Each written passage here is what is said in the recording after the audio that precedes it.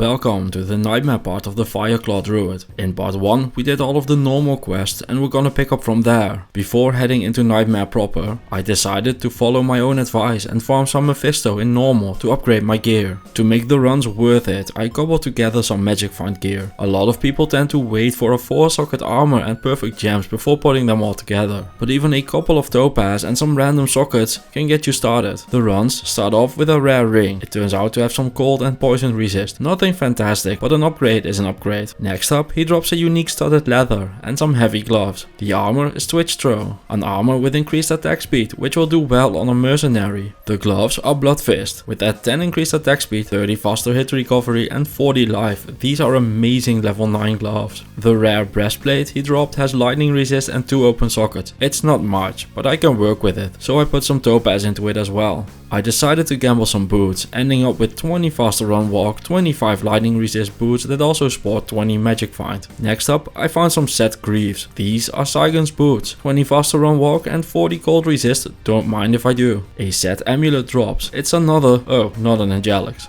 Set gauntlets are Saigon's gloves. Those combine very nicely with the Saigon's boots if I decide to use the combo. Set heavy gloves are Bloodfist's big brother, the Sanders gloves, with 20 increased attack speed and 40 life. Some more gambling nets me a tri-res bladed belt. The unique trident is an excellent mercenary weapon thanks to its slow enemies, which is one of the strongest mods in the entire game. After these upgrades I figured I had farmed enough and headed into Nightmare. First thing I always do when entering a new difficulty is checking what my resistances are like, cause in Nightmare your resistances get a minus 40 penalty to them. Seeing nothing is in the red pleases me. The fire resist could use some improving, but starting out this is fine. There isn't a lot of fire damage in Act 1 anyway, so we've got some time before it becomes a problem. Oh, just a quick mention, if you want to level up more than I did in normal, you totally can. There is nothing wrong with going to Nightmare on level 40 or even 50 if you want to be extra safe. Quest wise, it's the same as in normal, so while we will be doing all of them, I'm not gonna go as in depth about them this time.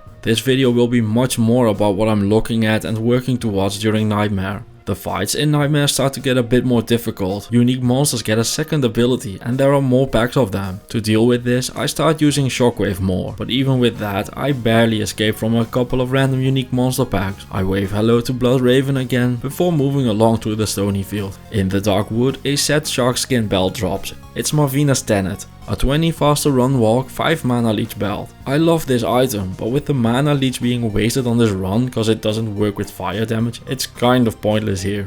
Mana leech only works with physical damage. In Nightmare, I also start looking for item bases for rune words. The ones I want the most are a 4-socket polearm to make an insight and a 4-socket sword to put a spirit in. Just like in normal, the Countess is the first real farming point. She can drop up to an Io rune, which opens up a ton of rune words. Like I said in the normal part of this, just look up the rune words online. There is no way to see them in the game. I wish Kane would just tell you them or something, but alas. After having saved him anyway, Akara gives a ring again. I got a 26 fire, 13 poison resist ring, so my fire resist problems are solved. Not gonna lie, that was strangely easy. In the barracks I end up getting lucky and dropping a poleaxe that has 4 sockets. Later on I find the smith and his hammer. The +3 NATO helm I found in the room makes me wish I was a wind druid, mostly because it's actually good, but also because of the helm. The imbue gets me a +1 to Fireclaw's helm with a small bit of resistances. This isn't an endgame helmet by any stretch, but good enough for now. To clear some space in the stash, I start making rune words. First up is Ancient's Pledge. The resists on this are amazing. The way I look at resists on items is to just add up the numbers. You need 75 plus 40 to get a resistance maxed in Nightmare, so that's 115 times 4 because of the 4 resistances, meaning you need a grand total of 460 resist all. I'm explaining this now because Ancient's Pledge is a very easy example of this. It gets you 43 cold resist and 48 in the others, netting you a total of 187 resist. Obvious high resist item has high resist comment aside. This is the way I compare items like belts, boots and gloves when I don't know which one to pick. There are always other factors of course, but when in doubt, you can always fall back on this. I usually reset my werebear duration at the start of every room by just popping in and out of human form for a moment. However, in the Catacombs level 4, it seems I have forgotten when the duration runs out mid-combat and I almost die because of it. Andariel has a unique zombie next to her. I don't want to deal with both of them together, so I lure her away from the zombie zombie. The poison damage she deals is too much for Hazard, but she didn't get a fire resist ring from Akara, meaning her fire resist is still bad, and with a few Fireclaw slaps she goes down. Nightmare Andariel is a great farming place, so I put on the Magic Find gear again and give it a few tries, but don't end up finding much of anything. So instead of just mindlessly grinding on, I decide to switch to farming the counter some more. Magic Find doesn't affect rune drop, so I switch out of my Magic Find gear and back into my regular clothes. The runes I'm looking for are Thal, Tol, Ort and Am for a spirit and Rel, Tyr, Tal, Sol for an insight. I end up completing the insight first. This rune word is the bread and butter weapon for an Act 2 mercenary. It has meditation to fix all your mana issues, pile of enhanced damage, a bunch of stats and even some Magic Find. Poleaxes aren't the greatest basis for it, but the runes aren't that rare, so worst case scenario I can just always farm them again when I find something better.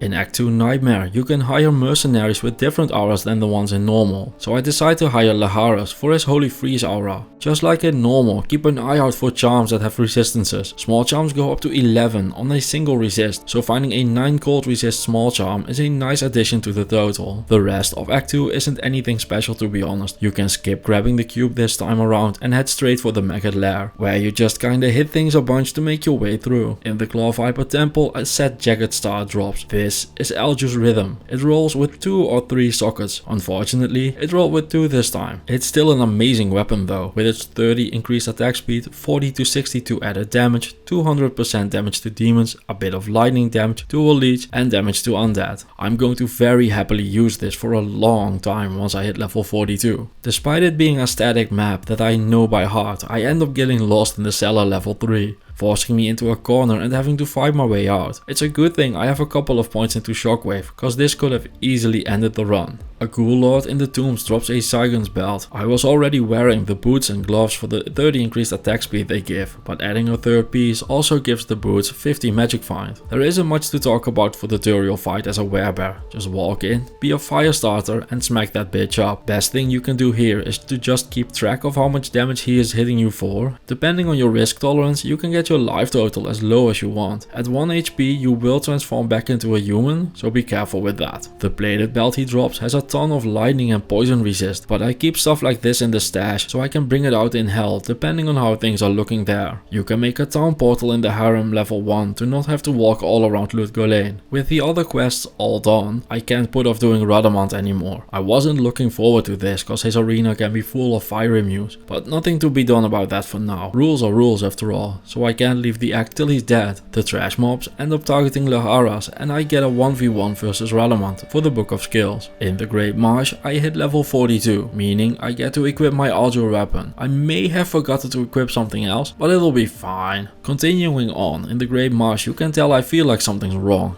I keep checking my resists, but they all look fine, so I push on. In the Flayer dungeon I run a big risk of getting surrounded by dolls, which will end very poorly, so I need to keep enough distance that I can stun them, but I'm also out of their range. In fighting games this concept is called zoning, meaning you use whatever you have to keep the enemies at the distance you want them to be. In this case I need the dolls to be at a distance from me upon their death, cause they will explode and take my life total with them. However, I do want to be close enough that I can shockwave them so the mercenary can take care of business. Another thing I copied from fighting games is the concept of screen control. Screen control is all about what part of the screen is yours and what isn't. In the Flayer dungeon you can easily know which part of the screen is yours and which isn't. When you clear a tunnel and new enemies come in, you can use your part of the tunnel you just cleared to fall back to give you more room to work. Which is why the hardest fights in the game are stuff like the throne room, where you enter and immediately get shot at without the time to adjust or a clear place to go. I'm just getting started on this concept and will get much more into it in the hell part, but I couldn't resist introducing it here cause the example was just too beautiful. After clearing the dungeon and grabbing the brain, I finally realized that I wasn't wearing a shield, so I go ahead and equip that, maxing my resistances except for the poison, but that's what antidotes are for. In Travancore I actually do what I said this time and clear everything out and start luring the council members out. Pigs will fly and hell will freeze over before your mercenary survives the hydras, so don't bother even trying. And if he manages to survive that, the council just curb stomps him anyway. You are on your own for this one. Caleb Flamefinger turns out to be fire enchanted. Be extremely careful with this. The on-death explosion will deal about a gazillion damage. I have maximum fire resist and still took a couple hundred points of damage on his demise. The ring he dropped was just the ring version of oh, not an Angelix again. The Druans of Hate is filled with dolls, but it's big enough that you can just shockwave and run around them.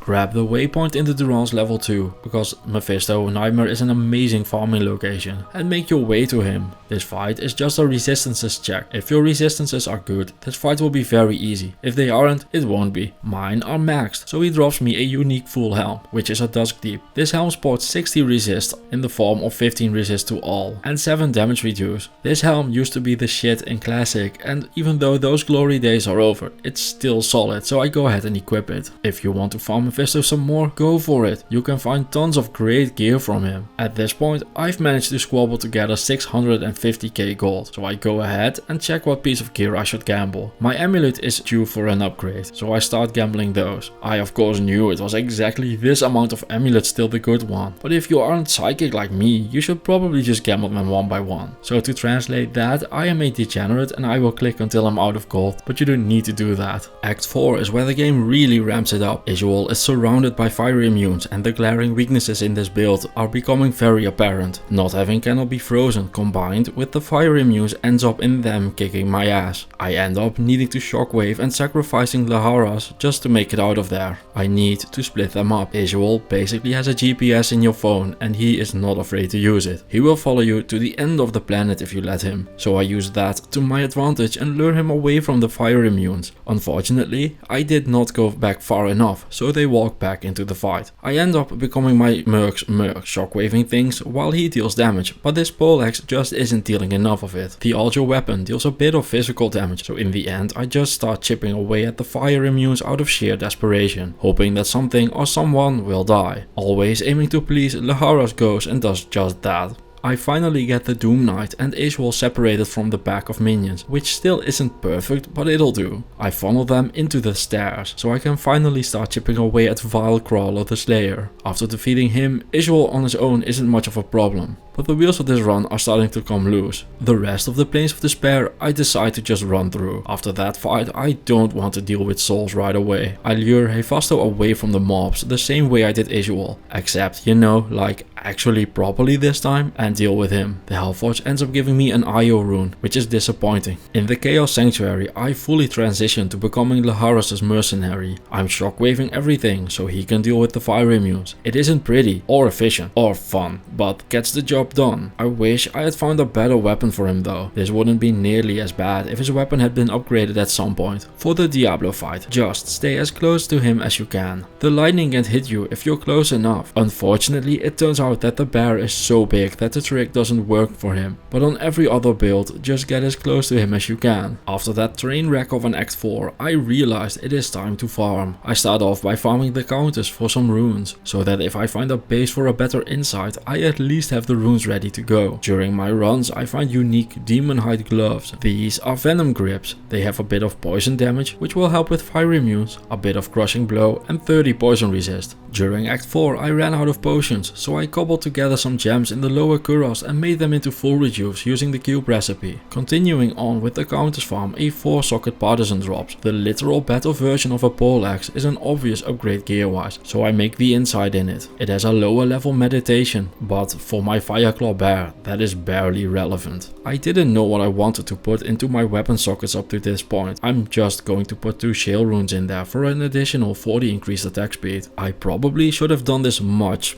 sooner. I like keeping my options open, so I waited unnecessarily long. Oh well, c'est la vie. A unique Setter bow drops. It's the Kuko Shakaku. With its +2 skills, pierce and exploding arrows, this thing is one of the best Act 1 mercenary weapons in the game. I haven't been liking the Holy Freeze as much as I had expected, because it does nothing Shockwave doesn't do, so I decided to hire Claudia and give her the bow. Her cold damage is a nice complement to my fire damage as well. The second shale rune drops, completing my weapon and allowing me to move on into Act 5, where I almost immediately get dropped to the ground by some skeleton archers. Even after farming and upgrading, things still aren't looking great. It's a good thing that up next is Eldritch the Rectifier. Just like in normal, you can farm him for as long as you want. My farming goes slow, very slow. Glacial is a word that comes to mind as well, but it's consistent and that's all that matters. He dropped some rare antlers, but they turn out to be a bust. At this point in the run, all I am thinking about is Hell, cause preparing for Hell should allow you to clear Nightmare no problem. So I remove the topaz from my helm and turn it into a lore. I use this base cause it has +2 oak skill on there as well. Lore itself has a plus skill, lightning resist and some damage prevention. I almost died trying to save the barbarians in the frigid highlands, which is of course the best of signs that your build is doing very well. Anya got stuck again. We don't need to farm Pindleskin on this difficulty, cause the terror zones will be better experience anyway. But we save her because Mala will give us a scroll of resistance, and I said I would do all quest. The scroll of resistance nets us 40 resist in the form of 10 to each. I should have waited on making the lore until after getting her quest reward, but the reward is bad, so no loss there. In the halls of Vault, I start off by looking for the eyes and resetting my werebear duration. To counteract Nilatak's corpse explosion, I try and get as many monsters as I can to shatter so they can't be exploded. I also summon my Vine, cause he eats corpses. The third thing I do to avoid corpse explosion is to just not kill his minions. I shockwave them, walk around and fight Nilatak head on, clearing the quest. In the Ancient's quest, I end up resetting the fight a few times cause they rolled with scary mods. I avoid things like Cursed and Fire Enchanted cause it gives extra fire resist and deals a ton of damage on death, but it is very much dependent on what your character is looking like at this point. You might have bad resistances or be playing an entirely build altogether, but when in doubt, just reset. Claudia goes down and I'm not sure if I can take them on without her, so I go ahead and reset the fight yet again. Better safe than deeds after all. Finally listening to my own advice, I split them up around the entrance to the area. It doesn't look like a proper split, but the important part is that the guy throwing the axes is now out of the fight and nothing should be targeting Claudia,